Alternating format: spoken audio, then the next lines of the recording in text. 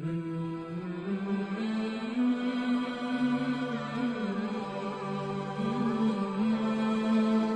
वालेकुम मेरे भाइयों, आज का जो मेरा उन्वान है वो ये है कि अमीर मुआविया को क्या रज़ी अल्लाह ताला अन्हु कहा जा सकता है। तो सबसे पहले मैं अपने सुनने वालों को ये बयान करना चाहूँगा कि जब भी कोई किसी शख्स से कोई सवाल किया जाता है, कोई नज़रिए के मुतल्लिक, कोई अकीदे के मुतल्लिक या किसी शरई मसले के मुतल्लिक, तो उसे जज्बातियत से हटकर, फ़िरका वारियत से हटकर उसको इल्मी तरीके से जवाब दे। वो कोई भी मसला हो, किसी भी मुतल्लिक हो, इल्मी तौर पर इल्मी दलाइल के ज़रिए उसको जवाब दिया जाए, ना कि अपनी जज्बातियत और फ़िरका वारियत से उसको जवाब दिया जाए।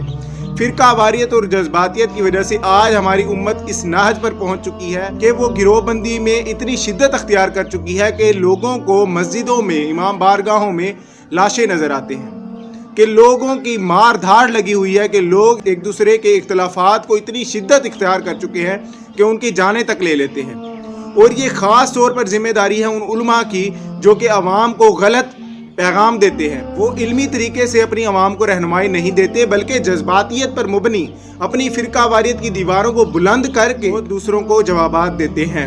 कोई भी मसला हो, चाहे वो सैयदना अबू बकर सिद्दीक़ रज़ी अल्लाह तआला अन्हु की अफजलियत पर मसला हो, कोई भी मसला हो, तो मैं सबसे पहले ये कहना चाहूँगा मेरे सुनने वालों को कि अगर आप ये चाहते हैं कि मैं आपको जज्बात पर मबनी जवाब दूँ, इल्मी दलाइल से हटकर कोई बात कहूँ, कोई अहले सुन्नत की तरफ होकर मैं आपको जवाब दूँ या अहले तशय्यो की तरफ होकर मैं आपको जवाब दूँ, तो मेरे भाई आप इस वीडियो को ना सुने। मैं सिर्फ़ और सिर्फ आपको ये बताना चाहता हूँ कि कुरान मजीद और नबी सल्लल्लाहु अलैहि वसल्लम की अहादीस हमें क्या रहनुमाई करे। मैं सिर्फ़ और सिर्फ आपको ये बताना चाहता हूँ, ये चीज़ें इसीलिए डिस्कस की जाती हैं कि आपको इल्मी दलाइल से दो चार किया जाए, फ़िरका वारियत की इस रविश को ख़त्म किया जाए। जब तक हम कुरान मजीद को थामेंगे नहीं, कुरान मजीद के मजबूत कड़े को नहीं पकड़ेंगे मेरे भाई, फ़िरका वारियत से हम नहीं बच सकते। कुरान मजीद से मैं बताऊंगा कि ये अलकाबात लगाना किसी शख्स के साथ जिसका किरदार हमारे पास वाज़ेह हो, क्या उसको इन तारीफ़ी कलमात या इन दुआओं के साथ पुकारा जा सकता है? कुरान मजीद और नबी सल्लल्लाहु अलैहि वसल्लम की अहादीसों को बयान करूंगा, चाहे किसी शख्स को बुरा लगे, चाहे किसी के फ़िरके पर कोई दरार आए या किसी शख्स के जज्बात को कोई ठेस पहुंचे। तो सबसे पहले मैं ये कहना चाहूँगा कि रज़ी अल्लाह ताला अन्हु का मतलब ही लोग गलत लेते हैं। रज़ी अल्लाह ताला अन्हु का मतलब ये होता है कि अल्लाह ताला इससे राज़ी हो। एक दुआया कलमात है कि उस शख्स के लिए ये दुआया कलमात किए जाते हैं, वो चाहे नबी सल्लल्लाहु अलैहि वसल्लम का ही दौर हो।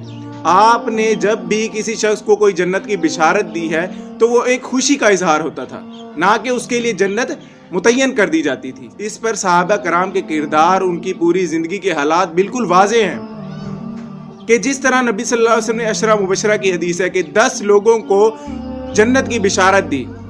उस जन्नत की बिशारत का हरगिज़ मतलब ये नहीं था कि ये लोग जन्नती ही हैं। उसका मतलब एक ये होता है कि खुशी का इजहार किया जाता है कि ये लोग बहुत ही दीन के हवाले से अच्छे लोग हैं।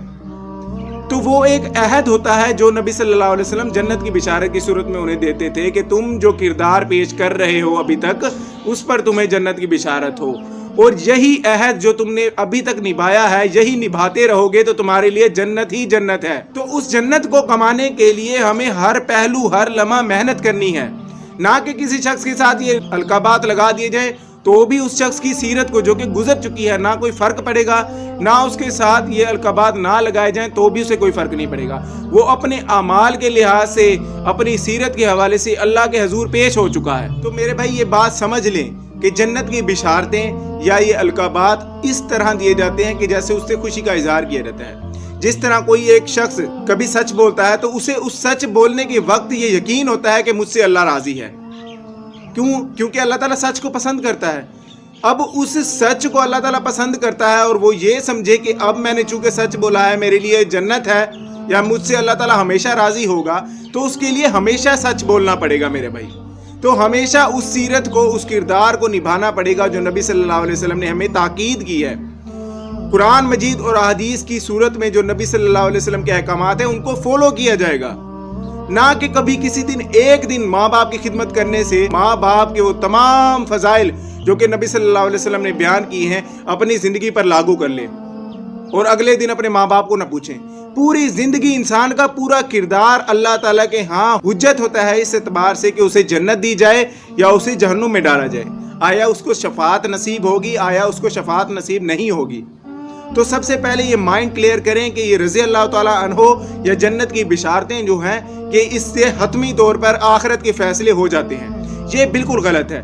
اسی طرح صحابہ کرام کے بارے میں بھی آتا ہے کہ سیدنا عمر رضی اللہ تعالیٰ عنہ کی شخصیت کو لے لیتے ہیں۔ نبی صلی اللہ علیہ وسلم نے جب انہیں جنت کی بشارت دے دی، کئی مقامات پر دی، کیا پھر سیدنا عمر نے ہاتھ پر ہاتھ دھر کے بیٹھ گئے؟ نہیں، سیدنا عمر نے اپنی پوری شخصیت پھر اس نبی صلی اللہ علیہ وسلم کی الفاظوں کی صداقت کے لیے اپنی زندگی پیش کی کہ نبی صلی اللہ علیہ وسلم نے جو میرے لیے جنت کی بشارت دی تھی، میں اس وعدے پر، اس عہد پر نبی صلی اللہ علیہ وسلم کے پورا ہی اتروں۔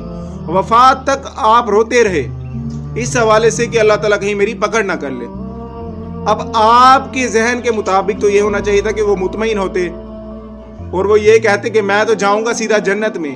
ایسا نہیں ہے، یہ نظریہ بالکل باطل ہے۔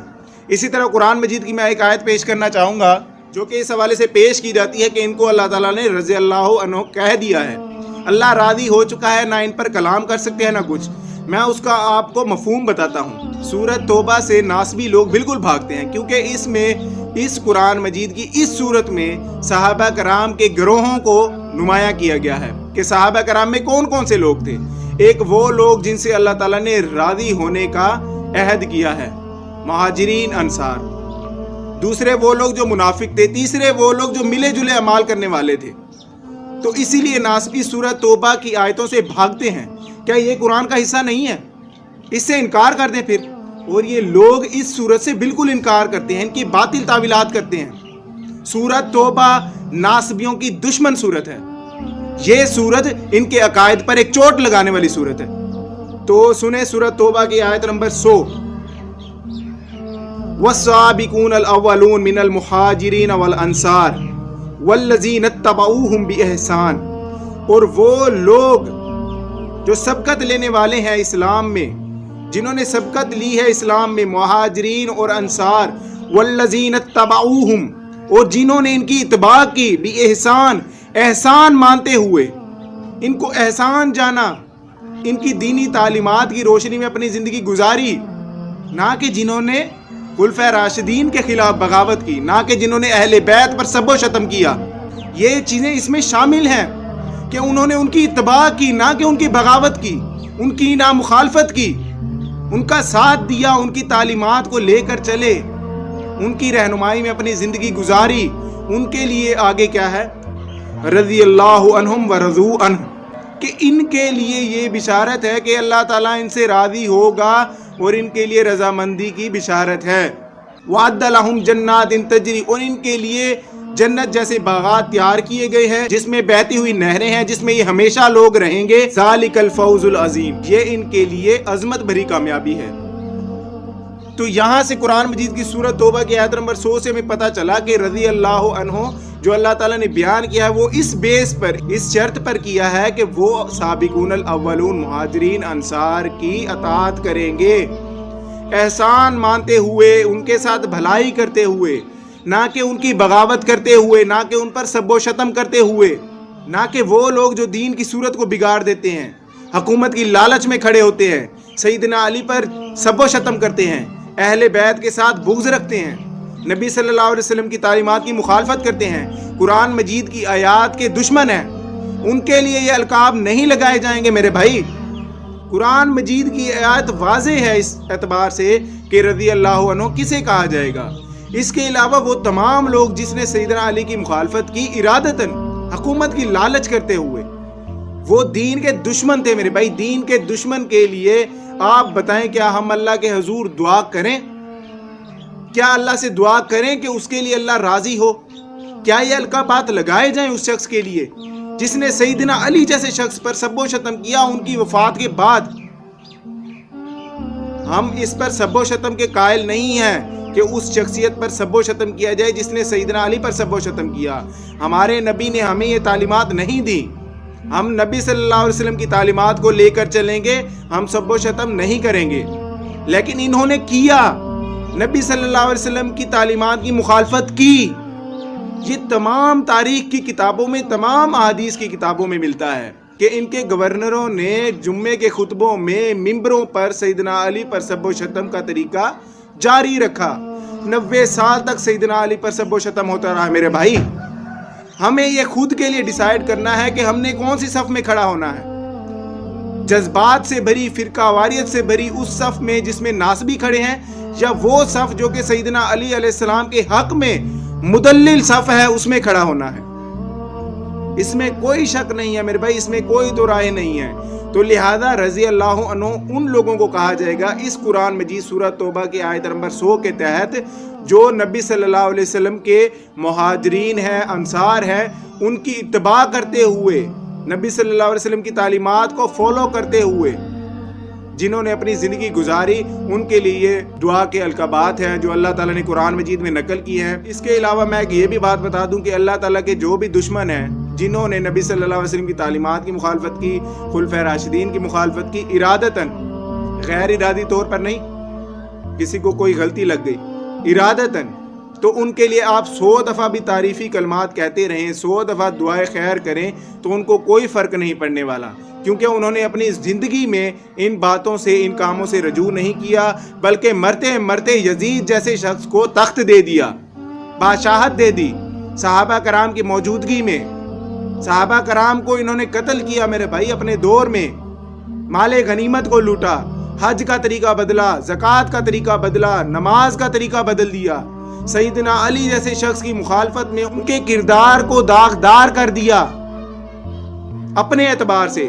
سیدنا علی جیسے شخص کو 90 سال تک سب و شتم ممبروں پر سے ہوتا رہا، لیکن اللہ تعالیٰ کے معجزات میں سے ایک معجزہ تھا کہ سیدنا علی علیہ السلام کی سیرت ہمارے پاس اچھے الفاظ میں، احادیثوں کے مجموعے میں آج بھی موجود ہے، جبکہ انہوں نے حکومت ہوتے ہوئے، تخت ہوتے ہوئے سیدنا علی کی مخالفت کی، لوگوں میں یہ چیز عام کی کہ سیدنا علی ایک برے شخص تھے، نعوذ باللہ، لیکن اللہ تعالیٰ نے اپنے ولی اللہ کو ان چیزوں سے محفوظ کیا۔ آج بھی سیدنا علی جیسے شخص سے تمام لوگ محبت رکھتے ہیں۔ آج بھی ناسبی لوگ جو ہیں وہ سیدنا علی علیہ السلام کی مخالفت سرعام نہیں کرتے، ان کو حق پر مانتے ہیں، ان کو پتہ ہے آج کوئی یہ بات نہیں مانی جائے گی۔ آج بھی وہ لوگ ہیں جو کہ سیدنا علی سے بغض رکھتے ہیں، سیدنا علی سے نفرت رکھتے ہیں، نعوذ باللہ، ان کے لیے تو جہنم کی بشارت ہے ہی ہے۔ صحیح مسلم کی 240 نمبر حدیث کے صحیح مسلم میں ہے کہ اے علی، تجھ سے محبت رکھے گا تو صرف مومن، اور تجھ سے بغض رکھے گا تو صرف منافق۔ بغض کی بات آئی ہے، بغض دلی معاملہ ہوتا ہے۔ میں یہ کہنا چاہوں گا کہ وہ لوگ جنہوں نے اپنے بغض کا اظہار کر دیا، ان کے دامن کو آپ چھوڑ دیں، اس شخص کے دامن کو پکڑیں جس کو نبی صلی اللہ علیہ وسلم نے فرمایا کہ یہ دنیا میں اور آخرت میں میرا بھائی ہے۔ تاریخی اعتبار سے یہ کئی جگہ پہ آیا ہے، اور اس کے علاوہ حدیث میں بھی آیا ہے کہ حسن حسین جنتی نوجوانوں کے سردار ہیں، اور ان کے والد سیدنا علی ابن ابی طالب وہ ان سے بھی بہتر ہیں۔ سیدنا علی علیہ السلام کے ساتھ جائیں، جس کے ساتھ نبی صلی اللہ علیہ وسلم ہیں، ان کی پوری احادیث ہیں، بشارتیں ہیں، پیش گوئیاں ہیں کہ وہ حق پر ہوں گے۔ تو لہذا ہمیں حق پر ہونے کے لیے سیدنا علی علیہ السلام کے گروہ میں، نبی صلی اللہ علیہ وسلم کے گروہ میں ہمیں شامل ہونا پڑے گا۔ تو تمام بھائیوں سے درخواست ہے کہ ہو سکتا ہے کہ کسی کے جذبات کو، کسی کی فرقہ واریت کو کوئی نقصان پہنچا ہو، لیکن میں اپنی لحاظ سے ایک آپ کو سچی بات، سچی رہنمائی کرنا چاہتا تھا، لہذا میں نے کر دی۔ اللہ تعالیٰ سے دعا ہے کہ اللہ تعالیٰ ہمارا حشر اہل بیت نبی صلی اللہ علیہ وسلم، مہاجرین انصار کے ساتھ کرے، اور ان لوگوں کے ساتھ سختی والا معاملہ کرے جنہوں نے سیدنا علی کی مخالفت کی، جانتے بوجھتے ہوئے ان کی مخالفت کی، حکومت کی لالچ میں، دین کی دشمنی میں۔ آمین۔ جزاک